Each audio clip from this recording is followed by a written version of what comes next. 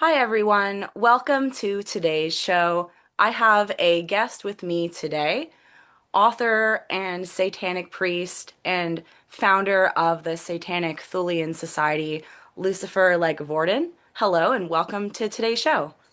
Hey, thanks. Nice to be here. Absolutely. I'm so glad to have you back on the channel again.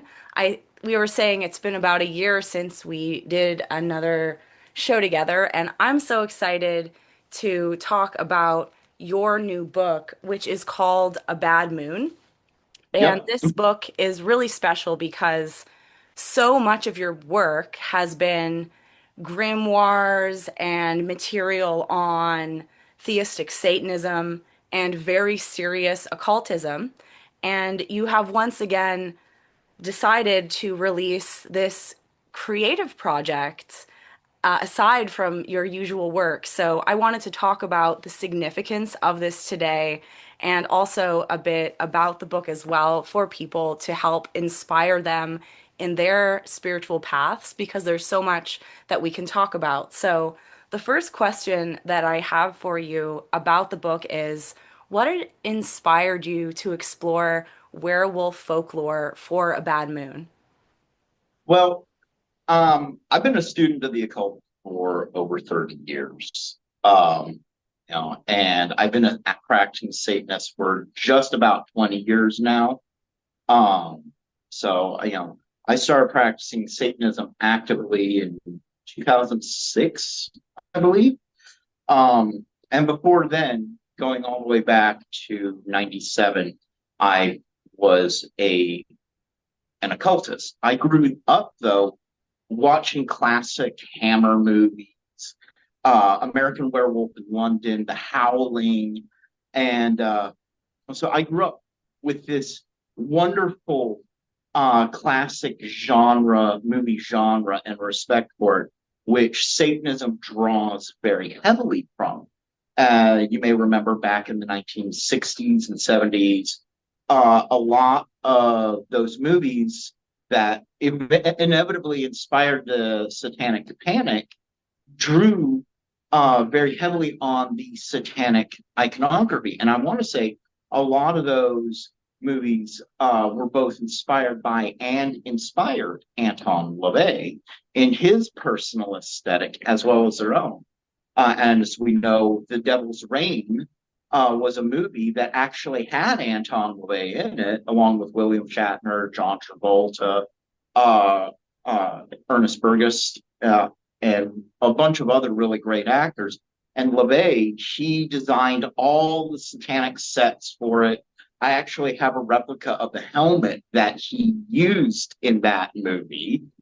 Um, Whenever you watch me in my rituals, you might notice on this little finger, I wear a very interesting ring, and which is on the bookshelf behind me. And that's actually a ring that was taken from a cast mold of one of Sir Christopher Lee's Count Dracula rings that he wore That's on so cool. screen in the classic Hammer movies. And it comes with a certificate of authenticity and everything. So a lot of my occult studies was inspired by classic cinema. It's what really made me want to get into studying the occult, and I want to say that it really, inspired a lot of my worldviews.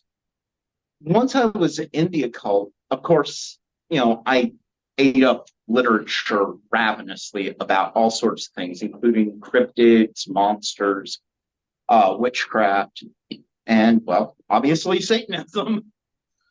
So one night, my wife and I, we were sitting down, we were watching a movie, and the movie is Bad Moon, which I don't know if you've ever watched that movie, but it's a werewolf movie, and it's one of the better ones. And it's a really cute story about this guy who's a werewolf, and he goes to live with his sister and his nephew to try to overcome the werewolf curse. Well, they have this dog named Thor, and he's this German Shepherd. And it's a story about how this dog is trying to protect his family from werewolf. And it really got me thinking. It's like, okay, well, why do werewolves do the things that they do? What are some of the less understood elements of lycanthropy in these movies. And I started looking at it from an occultist point of view, as well as a person who might be interested in actually studying animal behavior. So that's when I was like, all right, let's write a werewolf story, a bad moon, and let's utilize this story to explore some elements of the werewolf that we haven't explored before, some of their behaviors, some of their intricacies, and why they do it. And then I just was like, well, do I want to tell it from the werewolf side, or do I want to tell it from the people side? And I was like, let's make it like a classic movie.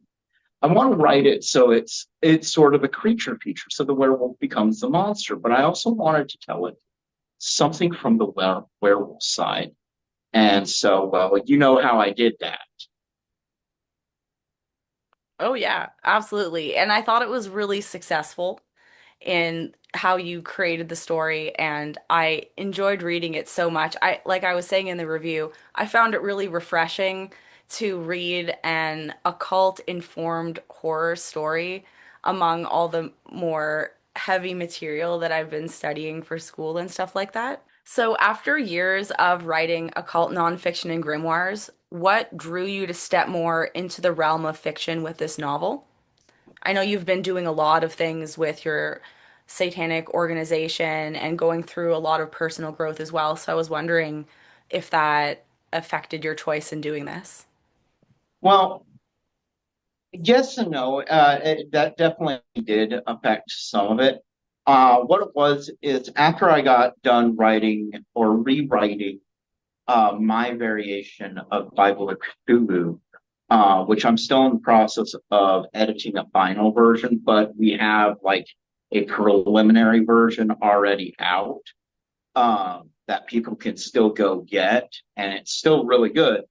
Um, I realized that I was burnt out on writing satanic literature because I had such a hard time writing that book. Um, and it, in order to get it done when I wanted to get it done, because I was already behind schedule on it, in order to get it done, I had to resort to various writing methods that I really wasn't very fond of at the time. And it showed me that I was completely burnt on writing satanic literature, on writing um, active nonfiction occult literature, and that I needed to take a step back from it. And so I was like, all right, I don't want to stop writing. I just need to take a step back and see, maybe change how I'm doing things. So I was like, all right, let me take a step back and try my hand at nonfiction again. And believe it or not, this is not the first nonfiction book I wrote this year. I do have another nonfiction book that is completely finished. That's going to be coming out in November.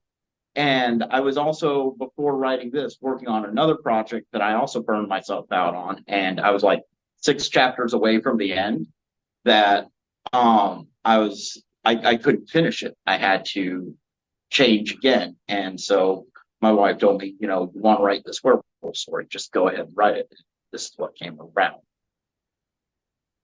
And so if you've seen it, if you look in the back of the book, there's this wonderful little like Yeah. advertisement And I for my saw next. you were sharing online some of the artwork you had been working on for it as well.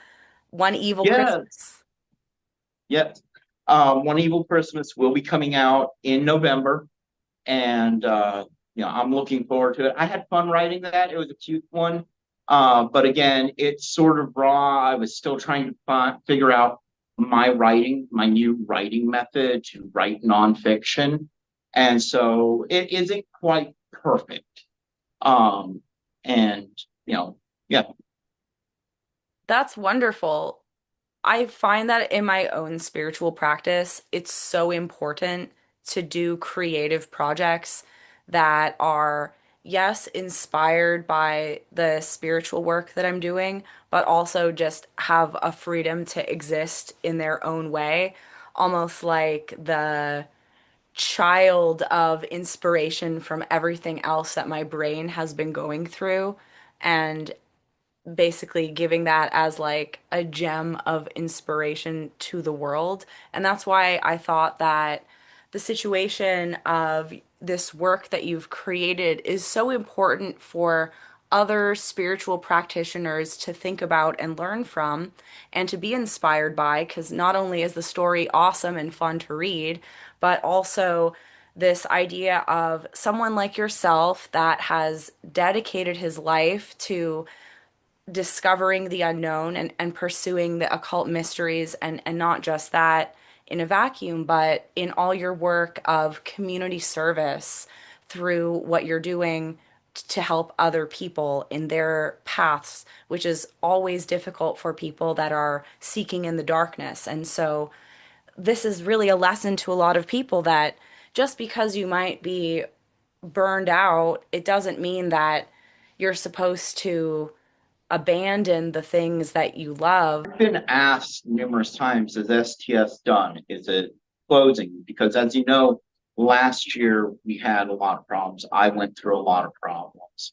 Um, I've openly admitted that I even started slipping minorly into heavy marijuana use. And unfortunately, I did an interview, and thankfully, the interviewer didn't take that interview. They let me redo the interview, but I was high during the time because of all the stress that I was going under.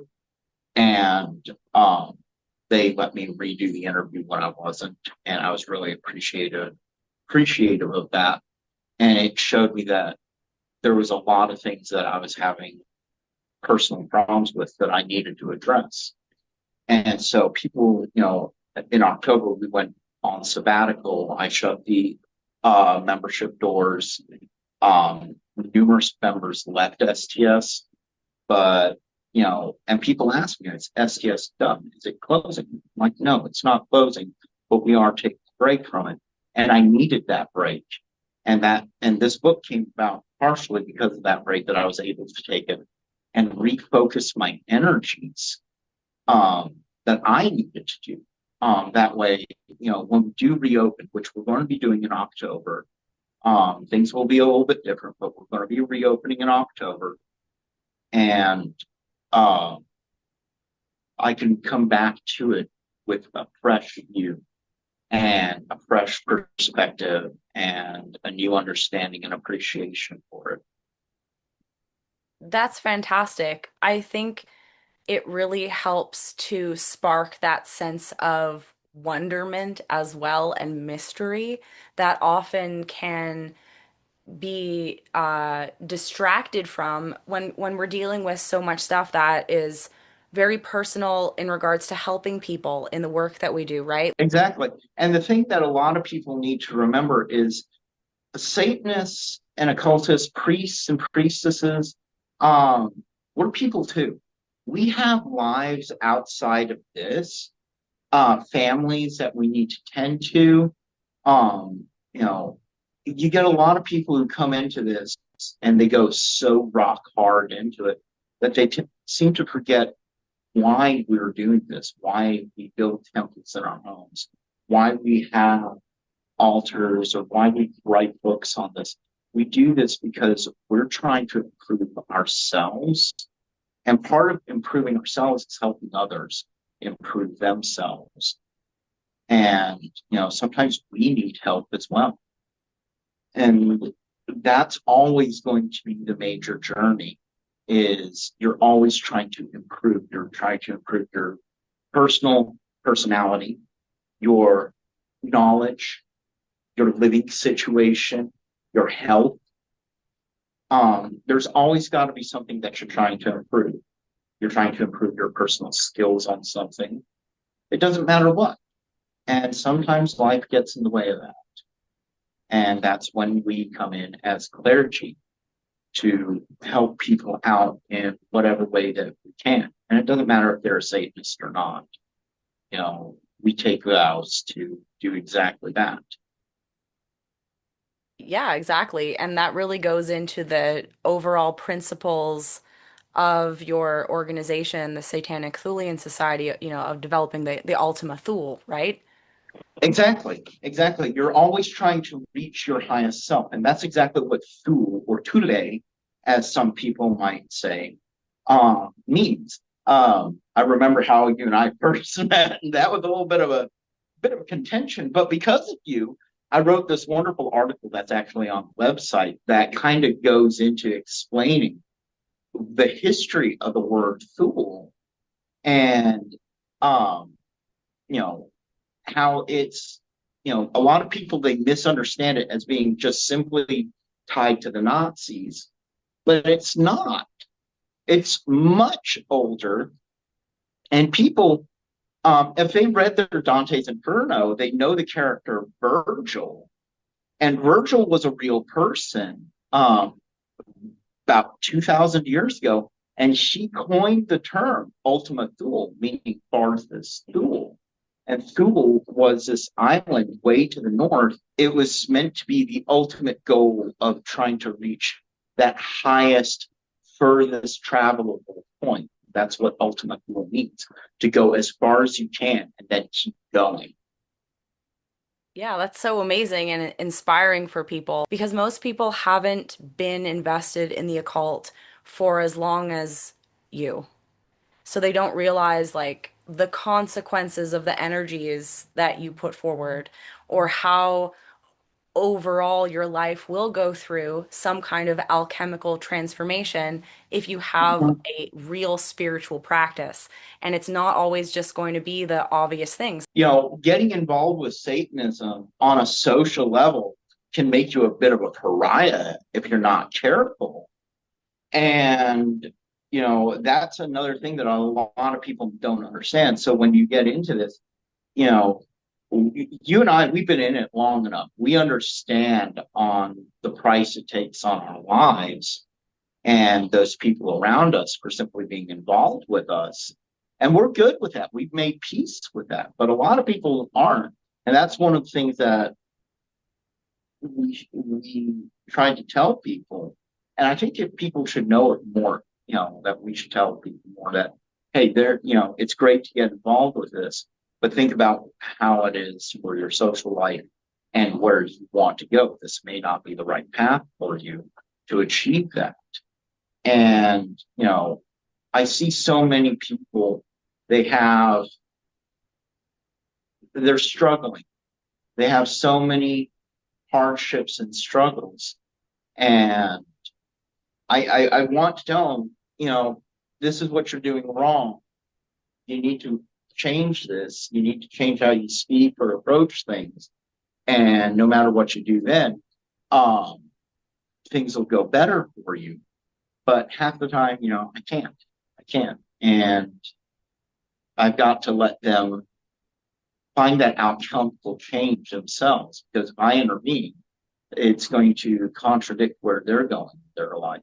The werewolf goes through a whole transformation process, right? So Yeah. just like a person getting involved into the unknown and contacting this primal force that is magic, it can do so many things to a person. And I think that is really interesting in your choice of this story and your background in esoteric studies. Ellie Granger, the main character of my book, she undergoes that change in the Mhm. book.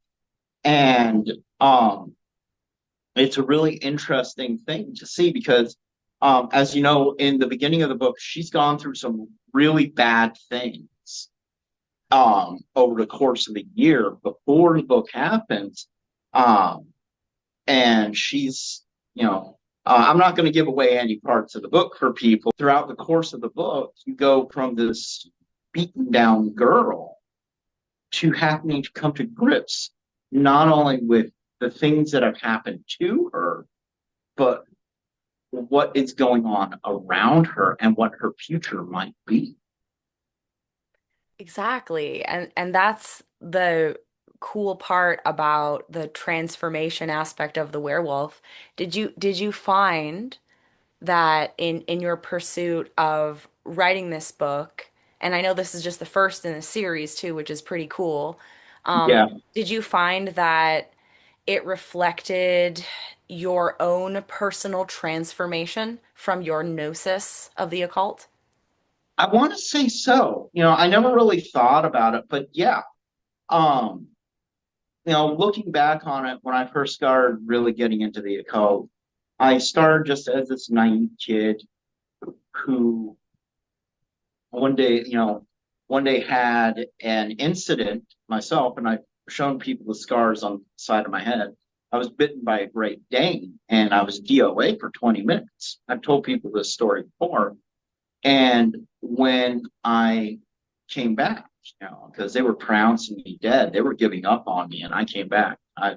I'd seen some shit, um, and it changed my perspective, and it set me out on this whole path of religious study, because I wanted to understand what I saw while I was dead, and that changed everything. So in a weird way, it was pretty ironic because during the incident where I was bitten by the dog, I remember um, freaking out and screaming. I can't remember if I was screaming. I think I was screaming at my grandmother or my mom, my adopted mother, that I'm a werewolf now. I'm going to change. Oh, wow. So you really had like a direct personal experience that you can tie into this. That's Well, I amazing. was just a little boy. I was about 7, 8 years old, something like that, and I had just been bitten by a Great Dane. So they're um, huge to a child. They're like a horse. they're huge to an adult. And Yeah. this was a fully grown Great Dane. Her name was Kelly Girl. She was my grandmother's dog. And her and I had grown up together. Well, she had just recently been hit by a car. And so she was sore. And we're in my grandmother's kitchen. And I had my shoes on. And I didn't realize that her paw was sore. And I touched her sore paw. Oh, And she yelped. And you know how a dog yelps they when something touches a tender spot, like, or something really sore, um they snap at whatever's causing them pain. Well, she didn't mean to, but she snapped and yelped, and my head was in the way. oh, And so, you know a dog in pain, kid's head, not a good combination. Great Danes have these great big huge old heads and these big jaws. So it was literally like getting mauled by a werewolf. So the irony was that, yes, in a strange way, uh, due to a bite, my entire life. yeah. And then you But went through this whole process too of coming into your own power through pursuing these darker mysteries. yes, and learning about myself. I want to say the true source of my power came from learning about myself and learning what I could and couldn't do, coming to grips in terms with both the positive elements of myself and the most monstrous elements of myself. Stuff that we all have, that those monstrous elements that are so horrific that we know we're fully capable of, that we will never talk about to anybody else, that we will never talk about openly to anyone, even if they ask, even if they're some of the most trusted people in the world, we just will never talk about it.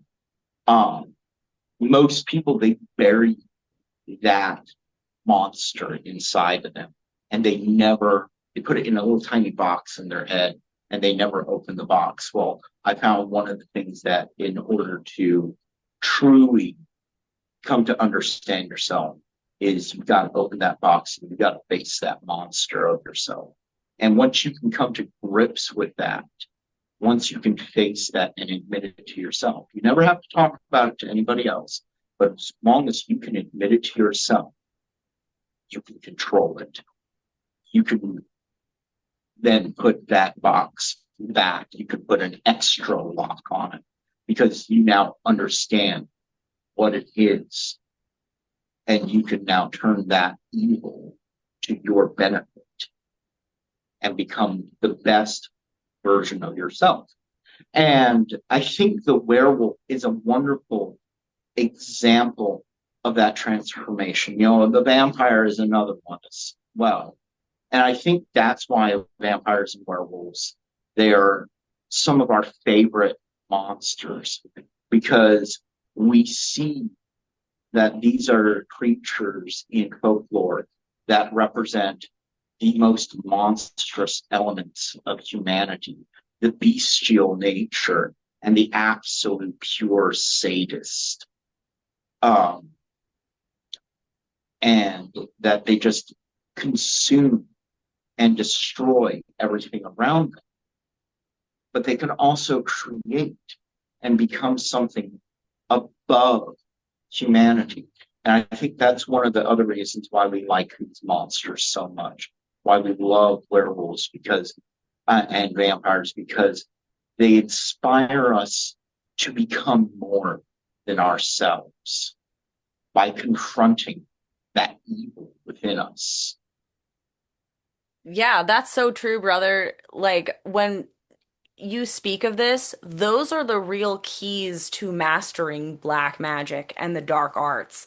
It's not about finding the fucked up things inside of us and becoming insane from it. It's about realizing those things are there and creating an alchemical change within ourselves to integrate those aspects so they don't control us, but we can use them in beautiful ways, just like you Mhm. have done this creative work. And I think that's so helpful for anybody that's on this path to understand, like, figure out what is your creative outlet. Maybe you don't like writing like Lucifer does. Maybe you don't like painting like I do, but maybe you like something else. Like any kind of creative outlet is literally how the Everybody's going spiritual to world have that communicates. creativity in them. It can Exactly. be, it can be working on cars. It can Yeah. be, Yeah, you that's so know, it, true. it could be gardening. It could be animal care. As you know, I have my dog in here with me, and she's being a lazy bum on the floor. But there's all these different avenues of creativity. We are not locked into just simply doing artwork. And there's certain parts of doing artwork that we're not going to be good at. And that's perfectly okay, because we're going to find strength in other elements of it. And it's about finding what we are good at. And be it writing, be it painting, be it whatever. We can figure out other things to make up for our weaknesses, for those weak parts of our artistic nature, our creativity, or as we like to call it in STS, the black flame, because that's exactly what the black flame is. It's the fire of creativity and magic in us. How does imaginative creative work like your fiction writing demonstrate a deeper connection to the demonic and infernal currents that you explore in your own spiritual practice and teachings? Well, like I said before, I burned myself out on writing books like the Testament. I burned myself out on that, but I still love Satanism. I still love the dark arts. And I was like, how can I continue to teach people about this when I'm currently burnt out on writing straight up literature? And I was like, you know, some of the best things that inspired me was fiction. Watching Christopher Lee and Bela Lugosi, Peter Cushing, Sir Vincent Price, all these people, you know, these old time movie actors who portrayed this in their movies, that was inspiration. Why can't I create stories that do the same thing? Why can't I write a book or various books who, just through the simple actions of the characters and the process of the story, teach the fundamentals of what Satanism is to apply it in a real situation?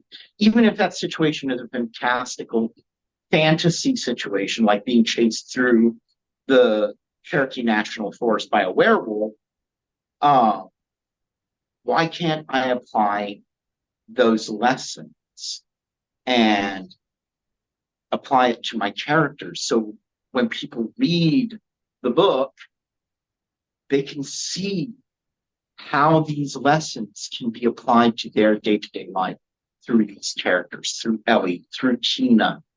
Um, they can see the downfalls of like Jess and Mark, and ultimately they can see what real evil looks like through David. They can see what real goodness and kindness looks like through Jared. You know, you think about it, Jared had to know exactly what was going on. There's no way he could miss it. It was obvious he knew. And yet he didn't show one bit of hatred towards them. He didn't show one iota of mean spiritedness. He accepted them. He opened up his door. He fed them. Um, Gave them warm clothes. When he didn't have to, he could have turned that rifle right over onto them and ended it. There would have been nothing that they could have done. Yeah, the books have what I like to think of as, and you had mentioned to me as well, like when I was reading it, to be aware of the various themes that you teach in your order.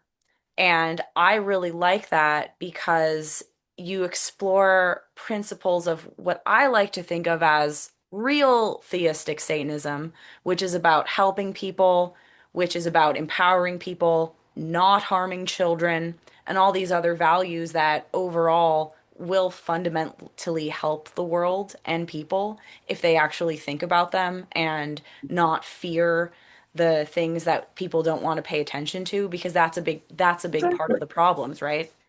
Exactly. Exactly. You know, Satanism, it teaches you to take responsibility for your own actions and inactions. When we look at everything that Ellie went through, we realize that it was all her own actions and inactions that caused her problems. And Yeah. she understood that. She didn't shy away from that responsibility. And it wasn't easy. It wasn't nice. It was very painful for her. But would you say in the end of the book she was rewarded for it? Oh yeah, absolutely. Because she took a head-on approach of realizing the mistakes that she had made, that's what caused her to change. Mm-hmm. So that's really And powerful. by Yeah. understanding those mistakes and Yeah, and how then I huge they changed too, right? Yeah, exactly. I yeah, changed yeah. thanks to your help and learning from you. Like that I, is I mean, so important for people to I know. remember you looking at me. You know, we were having a video conversation just like this, and I remember you looking at me, and you're like, "What can I do? You know, I've hurt myself so much. What can I do?" And I gave you so many recommendations, and you took them. You took them all, even right down to stopping and plucking your eyebrows and letting them grow back in. You were like, "They'll never grow back in. They'll They never grow did. back Well, in." there is a little eyeshadow on them that's filling them in, but they are there Fine, but now. They're just very fair because like my natural hair color is pretty light, so you can't see them that well, but yeah, like and I just feel better thanks to your honest advice to me and also yeah, just from learning the things that you teach people. the most important step in all of that, in your personal transformation, just like with Ellie, hers, you didn't lie to yourself anymore. You didn't hide from the mistakes you had made. She doesn't hide from the mistakes she's made. You accepted that responsibility and you took the initiative by accepting that responsibility to change the course of your life. So when you were writing the book, did you have any new dimensions about darkness and your beliefs about darkness and transformation while you were writing the book? No, not so much in the metaphysical sense. Hmm. When I was writing the book, and I'm still in that developmental phase of changing my writing style. As you noted before I was an occult nonfiction author, um, and now I'm writing occult fiction. Um, I call it horror fiction half the time, and sometimes a little bit of mystery. I found that it wasn't so much the magical element of me discovering anything new magically. I didn't do any real magical growth, so to speak, in the sense of doing ritual or anything like that. Where I grew was in my personal skills at being an author, at being an editor, at being a publisher. And I actually have the hardcover version with me as well. But Cool. if you're an author and you're writing fiction, one of the best habits to do, and this is what I wasn't doing and I should have been doing, is when you get in your hard copies, your pre-published hard copies, read through it and keep a pen and paper with you. Hmm. And any minor little mess up, you write down the chapter, the page number, and what the mess up is and what you need to do to correct it. Like the Satanic Testament. If you look at the Satanic Testament, you'll notice that I have a ragged line on this side. This is just an editing part. I didn't know how to correct the big gaps with justified text. Now I do. So it's like when you read the new book, and I can show you this one. Hmm. Uh, this is part of the growth that I did. So I'm actually, it goes to your question. When you look at the new book, you'll notice that unlike the Satanic Testament, the text is fully justified. No super huge gapping, really, and it looks really good. That was part of my personal growth. Is I never really justified my text because I didn't understand that. And that goes to partially to learning to be creative in a new way, challenging yourself in your creative process. Just like with me trying to develop new habits with my writing process, um, one of the things that I never used to do is I never used to write a story outline or a story skeleton. I used to be a discovery writer. I just Hmm. go off on a tangent and, see where it takes me. And that worked great with the Testament because I could focus each chapter on a specific subject. But it doesn't really, some authors can do it. You can do discovery writing with fiction. One Evil Christmas is all discovery written. It Cool. is 100% discovery written. But I found, like with A Bad Moon is completely structured. I wrote out a skeleton. I wrote out a full story Bible, character profiles. I plotted the whole book out as best I could, and I found that it was much better. I want to continue to teach people about Satanism, even if I'm not writing nonfiction and I'm writing fiction. If you read these books that I'm writing now, you can see the satanic lessons applying to the characters through their faults and their strengths. And before, I wouldn't have been able to do that. That's I why I wouldn't have thought this been. was project was just so cool. Sorry to interrupt you.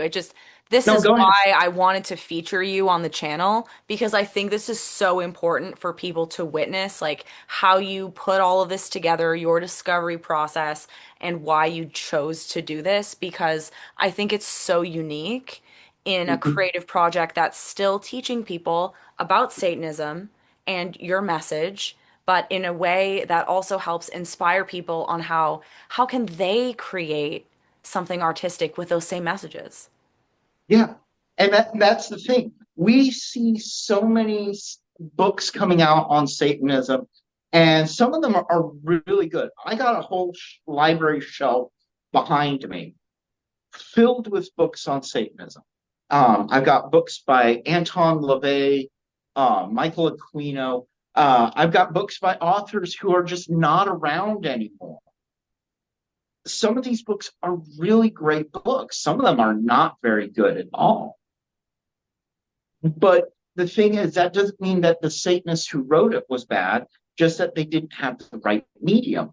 And to be able, if you want to write a book and say you're a good fiction author, you don't need to write a book like this. You can write a book like this and achieve all the things that you did with this. Look at L. Ron Hubbard with Scientology. He was a science fiction writer. A lot of the lessons that he applied to Scientology, he taught through his fiction stories, just as 100%. much as he did through his Scientology books. Hmm. And that was one of the things that I've chosen to do with my fiction writing, is I want to achieve the same thing. As a matter of fact, because of the fiction writing, you can zero in on a very specific life lesson that can have such a far-reaching effect into other avenues. You don't have to have your characters standing in front of a satanic altar to teach those lessons. I mean, you could, if that's part of your story, or you could have them fighting Medusa. You can have your characters not even be Satanists. When you read a Bad Moon, none of the characters in this book are Satanists. They're not devil worshippers. They're normal kids. They're normal people with normal lives. Ellie herself is a Christian, technically. In the upcoming sequel, you learn that the Tina character, her parents are Methodists. And there's other characters who have other religions in the upcoming book, um, in the whole upcoming series. But yet they're still applying satanic principles. You don't need to be a Satanist to apply our principles to your life and be successful. And these characters, they're not technically Satanists, but they're still applying satanic principle and philosophy. Yeah, I thought it was very, very successful. So, for spiritual people that are committed to the left-hand path and its philosophies, why do you believe that it's vital to have creative projects beyond just them doing rituals? Well, it's mostly to help avoid the situation that I went through.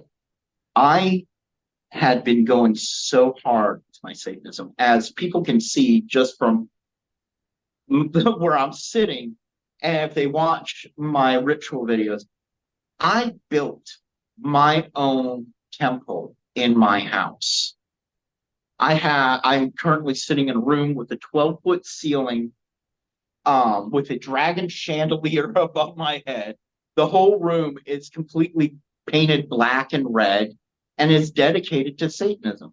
I went balls to the wall in Satanism for the better part of a decade, 8 years at least, even though STS hasn't been out for 8 years.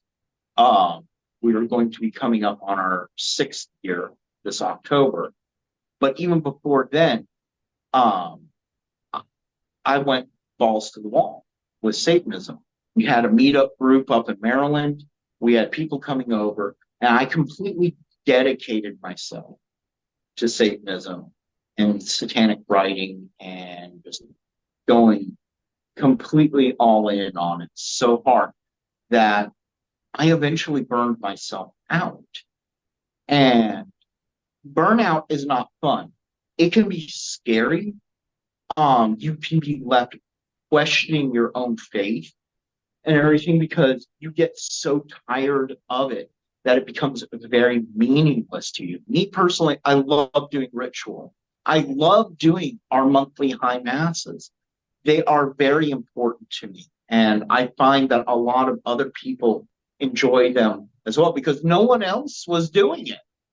No one else was doing live satanic rituals where people could get involved. And I loved doing it. But I was losing my enthusiasm for it. They were coming to me as empty and hollow, even as I was reading words, and that hurt.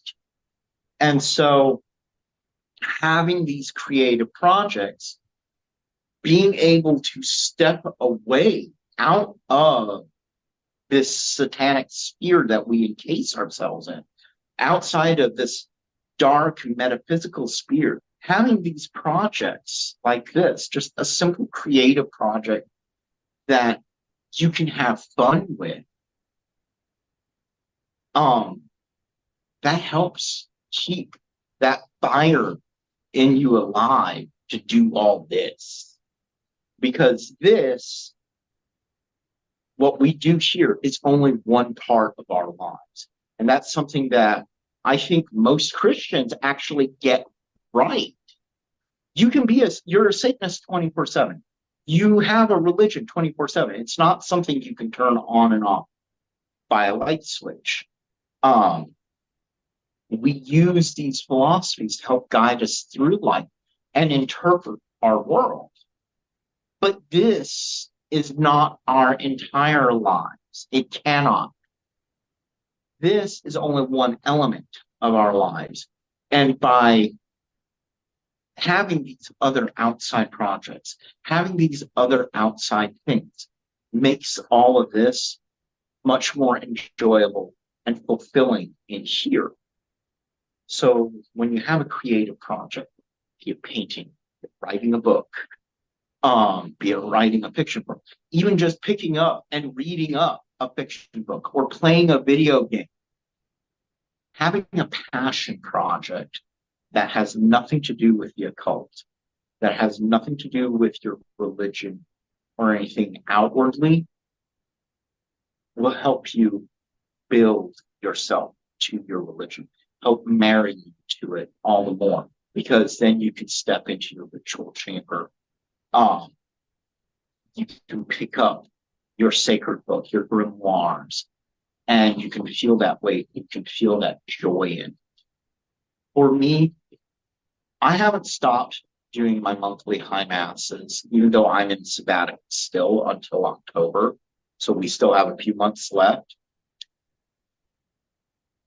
But going into sabbatical, stepping away from most of this for 90% of my life, not answering as many questions about Satanism, not talking about it as much, and focusing on creative projects personally, getting into fiction writing and having fun with it, I found that I'm enjoying my monthly high masses more. And I'm having fun with it.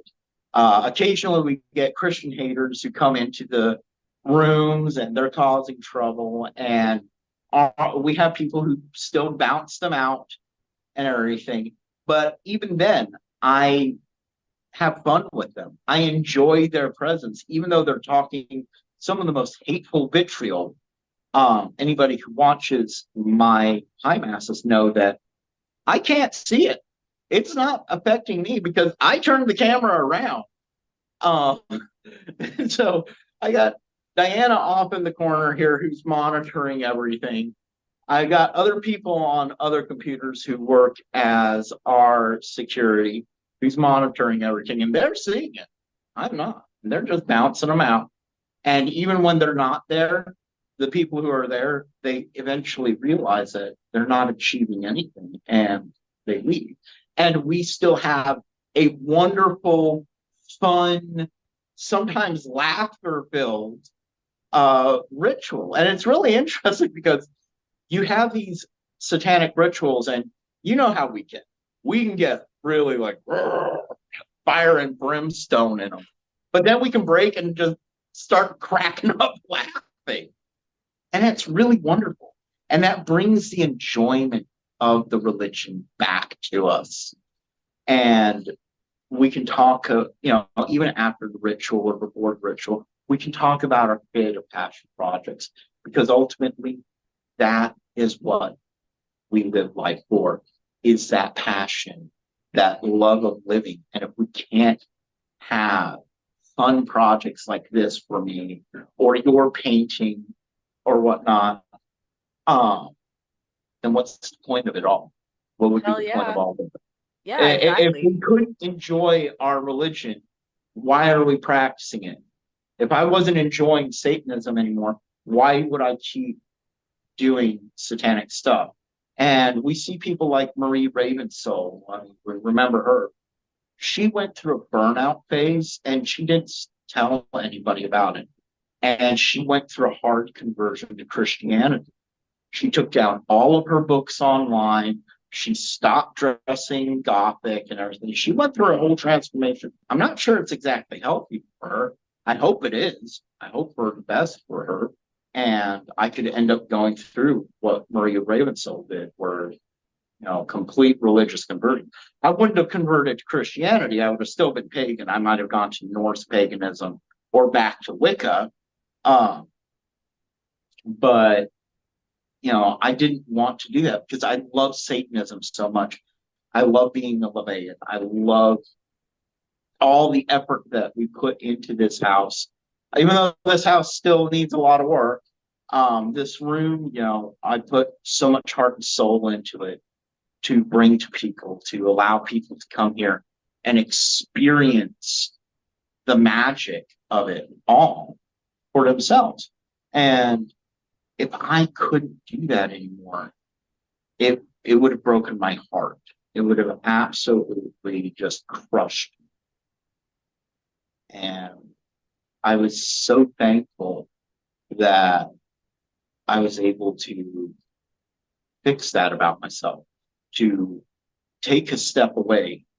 And yes, STS did suffer serious losses. Yes, we had a lot of people leave, a lot of high ranking members leave. And yes, we are going to be undergoing a change that is not going to be the same STS as it was before. But hopefully, because of that change, it's going to be a better STS because the people who are going to be involved with it, I'm hoping will be much more actively involved and will be able to enjoy themselves and enjoy Yeah. what we do. I definitely know that there's probably a lot of people that watch my channel that would be interested in learning more about the Satanic Thulian Society and the other work that you do. So, what would be the best way for people to pursue that?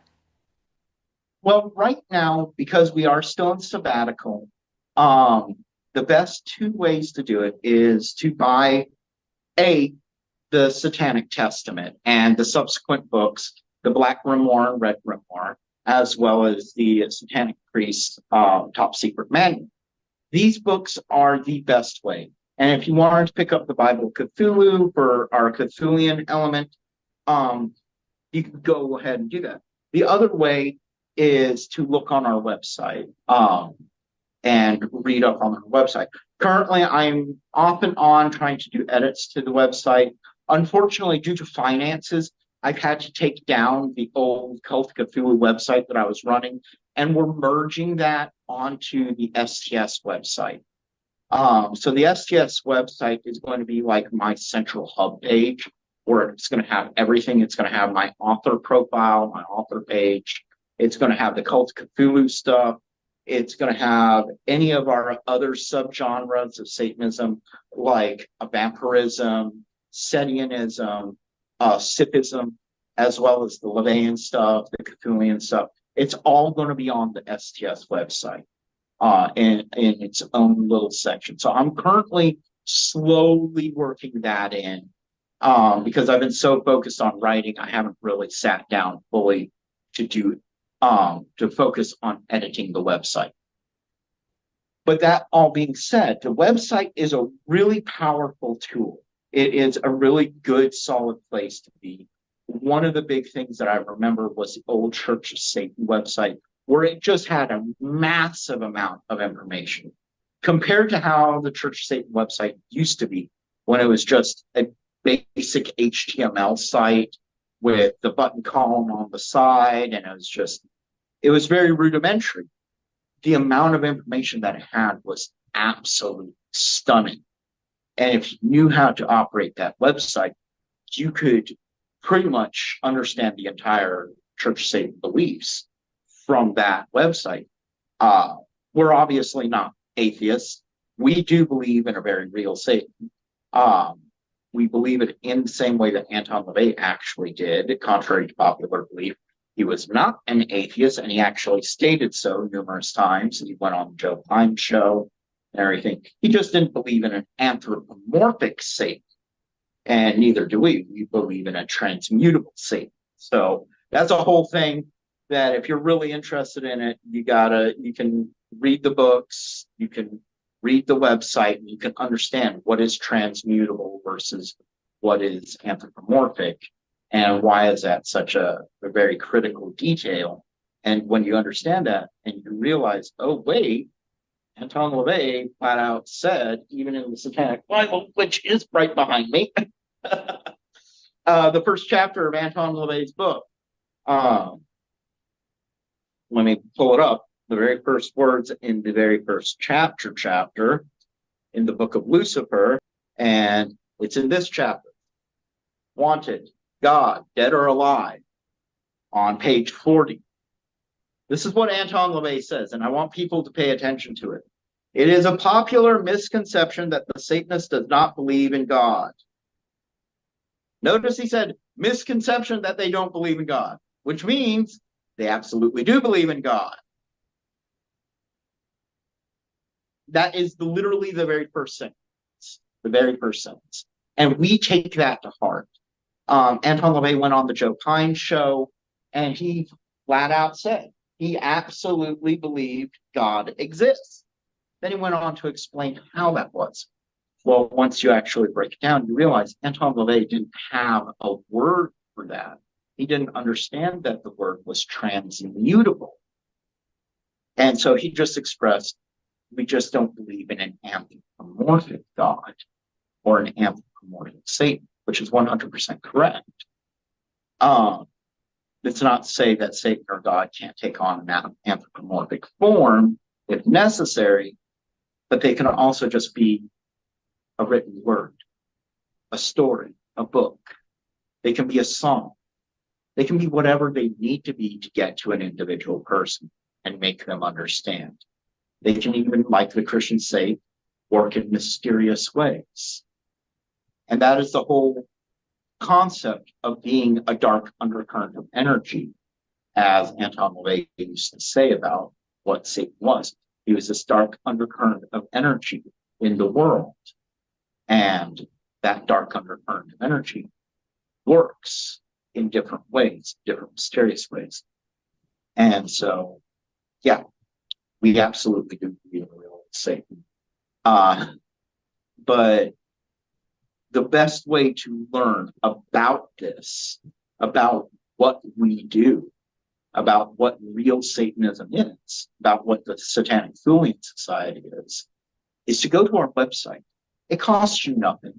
You might be asked to sign up for our email list, which I will randomly throw out new emails to send out to anybody who signs up, which will have promotionals for our upcoming books. You can get links to upcoming copies of the Cloven Hoof.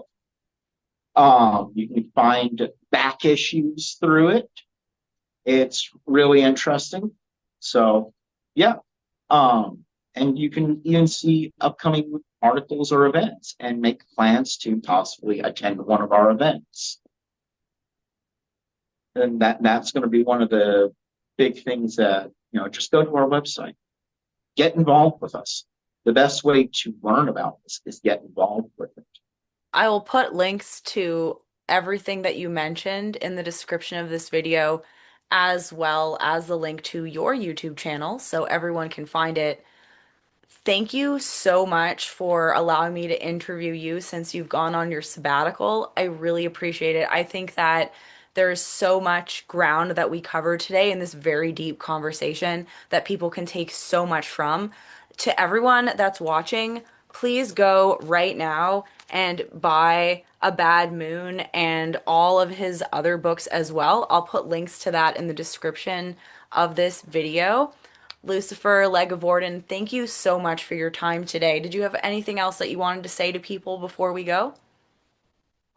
STS is not fading away. We are going to be changing some of our policies, some of our membership rules will be changing. It will sort of make things easier to support us, but also might make it a little bit different and more difficult to become a member. But if you do become a member of STS, you will find it much more rewarding than it was before. Um, that's all I'm going to say about it now. We're going to be doing a full announcement in October after we fully open back up. It'll be up on the website. There's going to be there's always been a membership section on the website where people can look at that. And that's going to be covering a lot of that in the future. And I'm going to be writing more books, a lot more fiction books like this. That's about all I can say is aside from that, why don't you guys give good old Orlee a bit of a rate and a review and Thank a you. nice little comment down below, Thanks. and share her videos, share my videos if you'd like. And yeah, thanks. Awesome. Like, Thank share, you. subscribe. Yes, please like, share, and subscribe. Check out all the links below, and we'll see you guys next time. Bye. Bye.